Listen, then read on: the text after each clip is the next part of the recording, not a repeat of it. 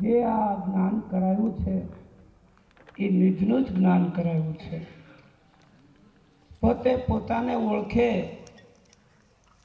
અને પોતાનું જ્ઞાન થાય એટલે અત્ર તત્ર સર્વત્ર જગ્યાએ એકનો એક જન અદ્વિતીય બ્રહ્મ આ ઝાંખી થઈ જાય એ નક્કી વાત છે. પણ ગુરુની આંખ જો મળે તો આ વસ્તુ સાર્થક થાય એવું છે. આપણી આંખે જો જોઈએ તો જગત દેખાય છે, આપણી આંખે જોઈએ તો આ બધુંય ઊભું છે. પણ ગુરુની આંખ જો મળી જાય તો ખરેખર આ બ્રહ્માંડ બ્રહ્મરૂપ દેખાય છે.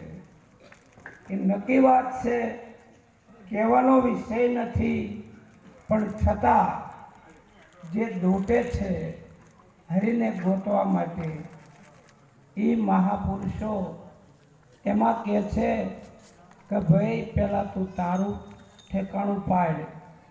જેને પોતાનું ઠેકાણું મળ્યું છે એ પછી ગોતતા નથી.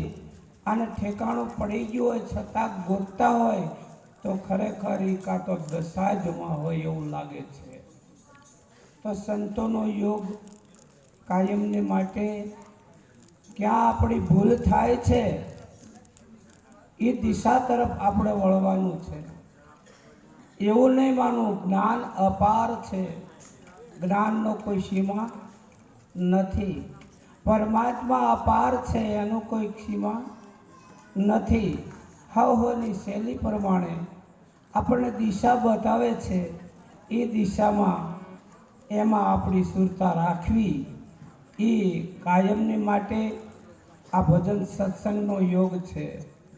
જેને જેને મહાપુરુષ કહે છે ભેદ ભ્રાંતિ અને ભય, ભેદ ભ્રાંતિ અને ભય આ ત્રણ વસ્તુ હક લેવા દેતું નથી.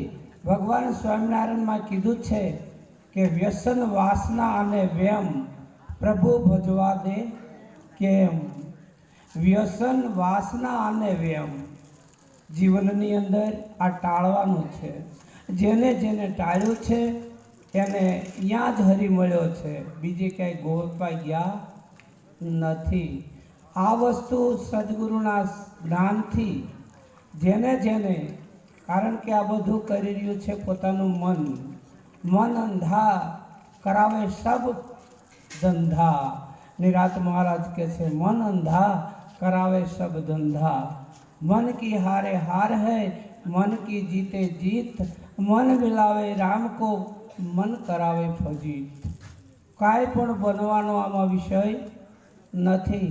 મહાપુરુષો કહે છે કે આમાં મટવાનો વિષય છે. જે મટી જાય છે એને કશું કરવાનું રહેતું નથી. અને જો વસ્તુ જેમ છે તેમ ન સમજાય તોય પણ આપણે દોડ તો ઊભી ને ઊભી રહેશે. મહાપુરુષો કહે છે કે ખરેખર સત્ય સમજી અને તમે તમારું જીવન જ બનાવજો. બાકી તો વિશેષ જે થવાનું થશે, પણ જીવન ન બને. અને કદાચ તમે ગમે તેમ કદાચ બોલતા થઈ જશો તો એ સાર્થક થશે નહીં. પહેલી જીવન બનાવવાની મહાપુરુષો વાત કરે છે. આટલું બોલીને મારી વાણી વિરામ કરું. સદગુરુ મહારાજની